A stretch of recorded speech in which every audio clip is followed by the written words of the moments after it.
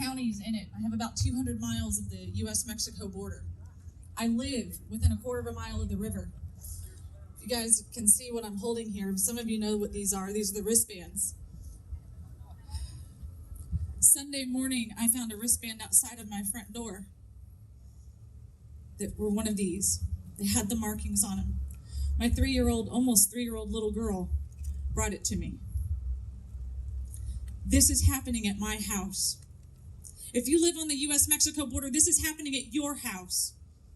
If you live 6 hours away from the U.S.-Mexico border, this is happening at your house. Today is National Daughter Day.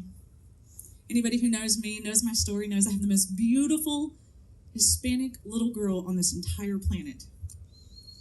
And I say that because when we were holding those pictures, that could have been my baby. The violence that these women, that these children, that these men are going through is not okay. And who is standing up for them? We have our brave men and women of the Border Patrol, ICE, Customs, DEA. They're doing their jobs, but they are so overworked. It takes organizations like Exodus, like March to the Border, like the organization, the coalitions that I'm involved in with the human and child trafficking countering. You don't know pain until you've seen one of these little girls on the side of the road, bloodied, with no clothes on, because the screams don't stop.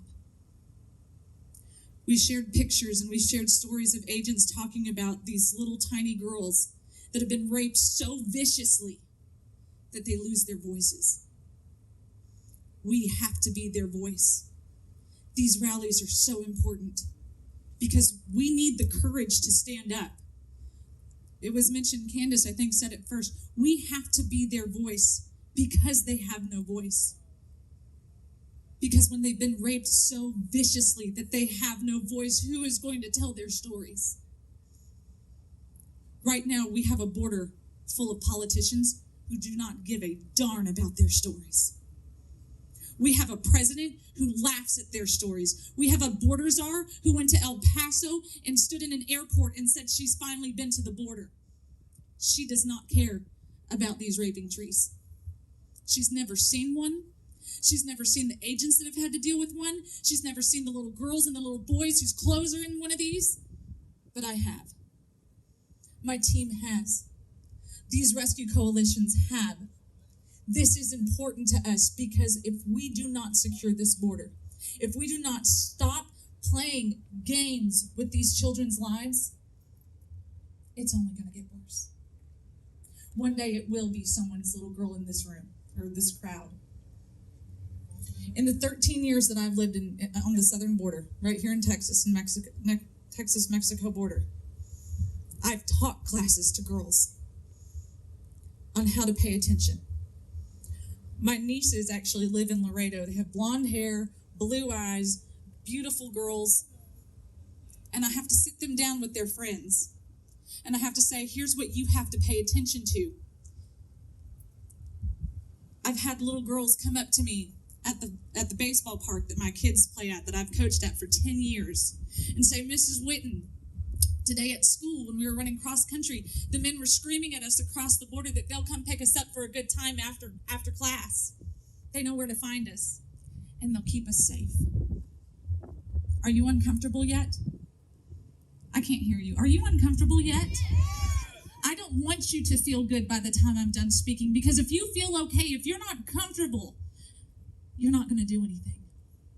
We can be silent no more because our silence is our compliance. This is my Rio Grande reality. My border crisis is now America's border crisis. When the Haitian invasion happened in Del Rio, for 14 hours, the number one checkpoint in the United States of America was completely shut down. Now, that doesn't mean that traffic wasn't going through.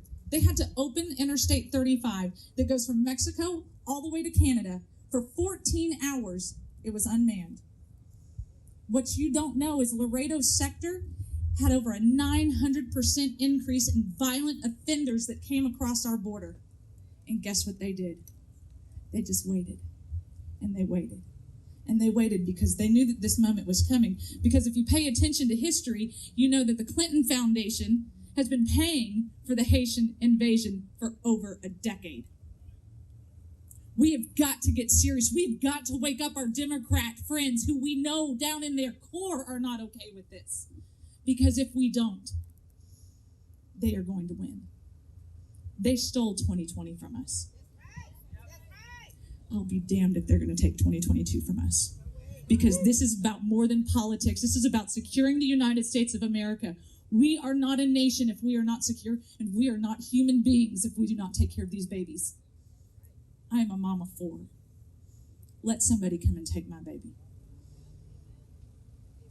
To tell you how dangerous this line of work is. My husband is a Border Patrol agent.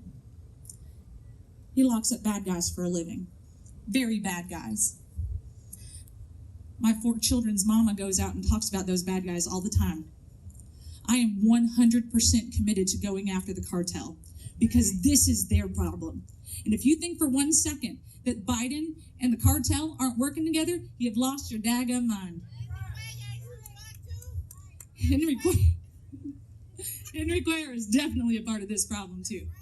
Because any politician that has been elected and has been sitting in any office for more than 2 years and has done nothing, your time is up. Because this is our country. These babies, regardless of what country they're from, these are our babies. Look deep into those eyes of those pictures. Go online. Go talk to an angel family.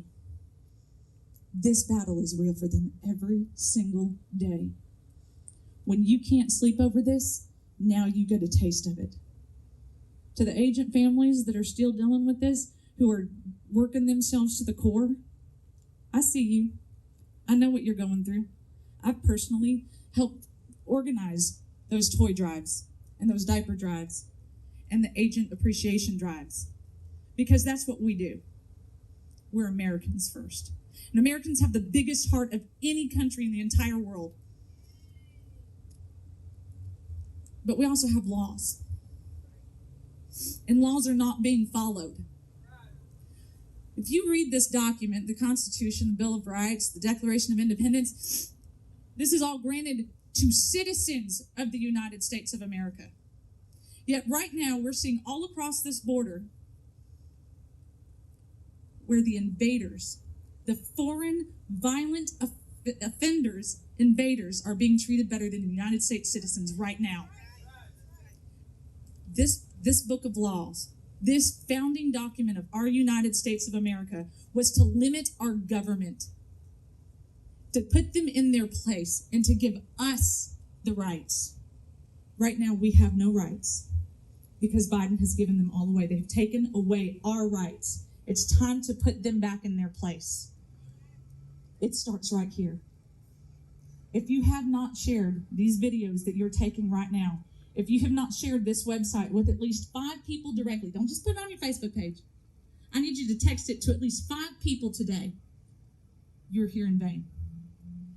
It starts with 1, and then we grow. It starts with paying attention. Look at the truck stops when you're in town. Look at the truck stops when you're up and down 35 or 281 or 83 or 77. It's our responsibility. We can't put it on the responsibility of somebody with a badge. We can't put it on the responsibility of the Biden administration who's not going to do their daggum job. We, the people. We are the gatekeepers for the United States of America, and we will rise up. My name is Sandra Whitten. Thank you. Thank you, Sandra. That was incredible.